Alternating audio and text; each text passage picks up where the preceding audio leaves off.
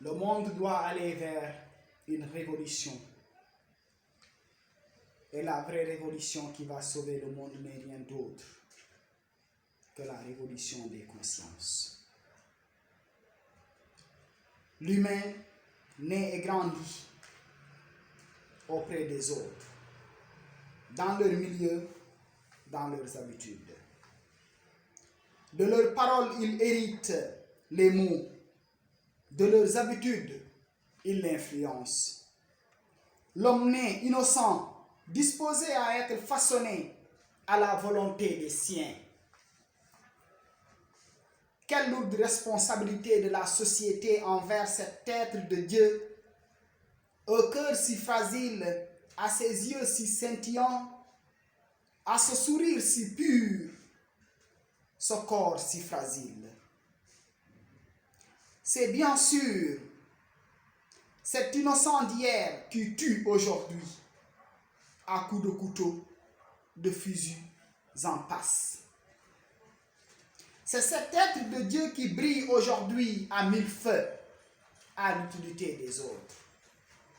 C'est cet être qui ment également, qui vole, ironise aujourd'hui envers son prochain.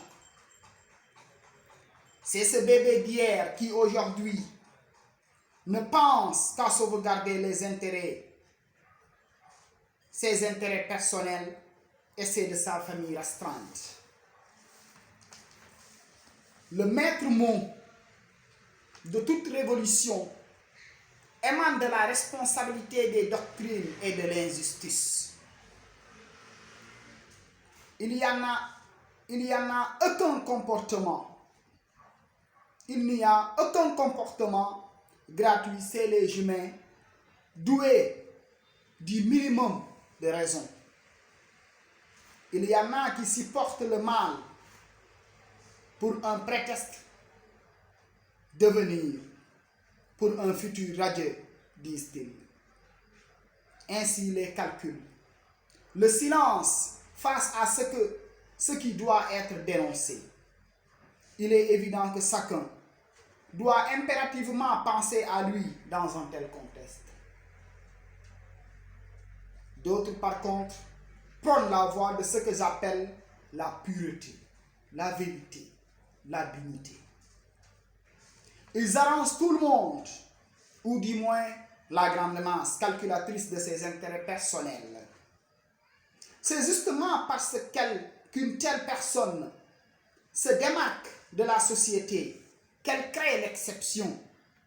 Il en fit ainsi avec Mandela, Socrate, Galilée, Cheikh Ahmadou Bamba, Hadj Maodo Malick, Cheikh Omar Foutiyou Tall, Seydina Limamou Laye, Mame Baye Niass, j'en passe.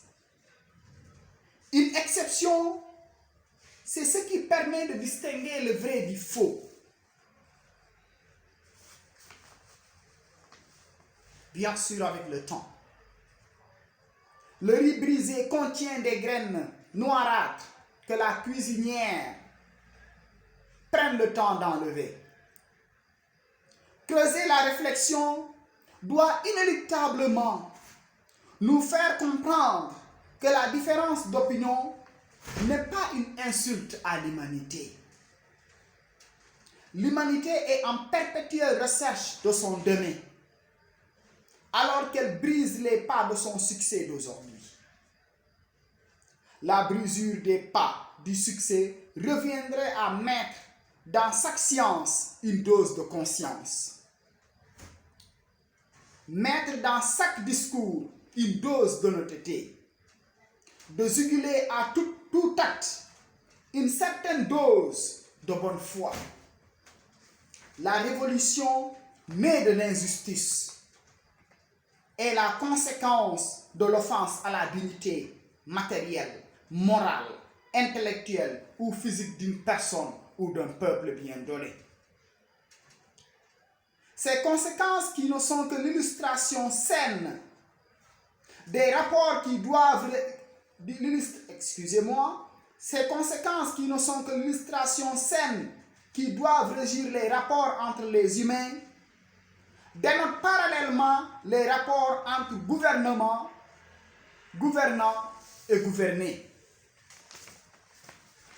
entre administrateur et administré. La vérité est la suivante, mes chers. La seule et véritable ambition qui mérite d'être nourrie est celle de l'utilité que l'on peut avoir envers son prochain et son environnement. Thomas Sankara disait à cet effet: tout ce que je souhaite qu'on garde de moi, je souhaite qu'on garde de moi l'homme qui a mené une vie utile pour tous. Et je pense que c'est très important de se comporter de la sorte. Alors que le 21e siècle se résume en ambition, en une expression, ambition. Tout autre dont les fondements dérogent à cette précité ne peut constituer qu'un goulot à l'humanité. Je veux dire l'utilité envers les autres, la véritable ambition qui doit être nourrie. Tout autre qui déroge à cette précité ne peut constituer qu'un goulot à l'humanité. Ce qui explique que le monde d'aujourd'hui est au bord du gouffre. Une ambition détachée de son essence. Les milliards dans les comptes en banque, les coffres forts dans les maisons, les véhicules au luxe exagéré ont rendu les devanciers esclaves de ce dont ils devraient être maîtres. Le matériel a rendu esclave l'homme qui devrait en être le maître.